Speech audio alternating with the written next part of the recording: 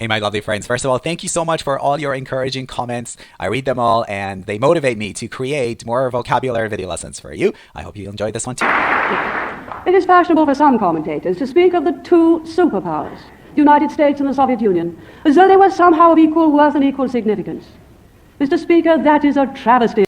The first word of the lesson is travesty. What does travesty mean? It is a false representation of a situation. It's kind of like a poor imitation of a set of circumstances. So what she's saying, she is asserting that there are commentators, political analysts, who believe that there are two superpowers, the US and the Soviet Union, as if they are of equal value and worth. And she says this is poor judgment. It is inaccurate. It's incorrect. It is a travesty of the truth. The Soviet Union has never concealed its real aim. The Soviet Union has never concealed its real aim. We know what they're after because they've never hidden their aim. Conceal is to hide something. In the words of Mr. Brezhnev, the total triumph of all socialism all over the world is inevitable. For this triumph, we shall struggle with no lack of effort. Indeed, there has been no lack of effort. Contrast this with the record of the West. We do not aim at domination, at hegemony in any part of the world. We do not aim at hegemony or hegemony. This is a great word for you to learn, and we often use this one when discussing politics. It refers to the domination of one country or a group over others, the full control of one country over others. And this is hegemony or hegemony. You can pronounce it either way. So she says, we're not after world domination. Even against those who oppose and who would destroy our ideas, we plot no aggression. Of course we are ready to fight the battle of ideas with all the vigor at our command. We are going to fight the war of ideas. We are going to put all our effort, all our vigor, which is physical or mental strength, into winning this war of ideas. But we do not try to impose our system on others. We do not believe that force should be the final arbiter in human affairs. Okay, the next word is arbiter. Arbiter is kind of like a judge. For instance, a legal court could be considered an arbiter. The main idea that she's trying to get across is that we do not believe that force, oppression, should be the decisive factor here, should make that final call and judgment. Arbiter. We threaten no one. Indeed, the Alliance has given a solemn assurance to the world.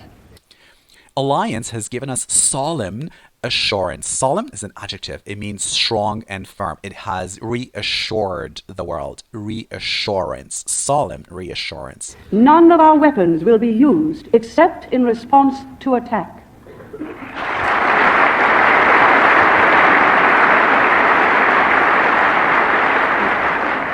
In talking to the Soviet Union, we find great difficulty in getting this message across. They judge us by their ambitions. They cannot conceive of a powerful nation not using its power for expansion or subversion. Subversion is the act of trying to destabilize a system. Subvert is the verb. Subversion is the undermining of a system. And yet, they should remember that when after the last war the United States had a monopoly of nuclear weapons, she never once exploited her superiority.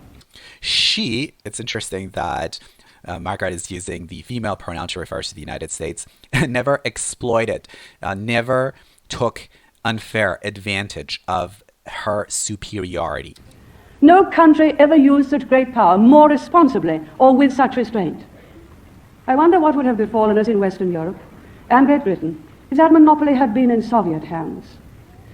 Mr. Speaker, wars are not caused by the build-up of weapons. They are caused when an aggressor...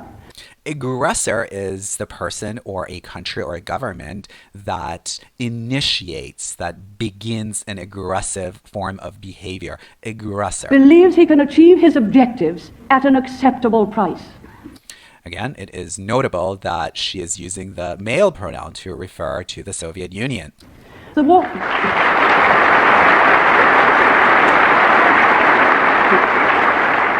The War of 1939 was not caused by an arms race. It sprang from a tyrant's belief. It sprang from a tyrant's belief. Sprang, the past form of spring, a tyrant, kind of like a dictator. Tyranny is oppression, is extreme cruelty. Tyrant is the noun. That other countries lacked the means and the will to resist him. Remember Bismarck's phrase? Do I want war? Of course not. I want victory. Our task is to see the potential aggressors from whatever quarter understand plainly that the capacity and the resolve of the West would deny them victory in war.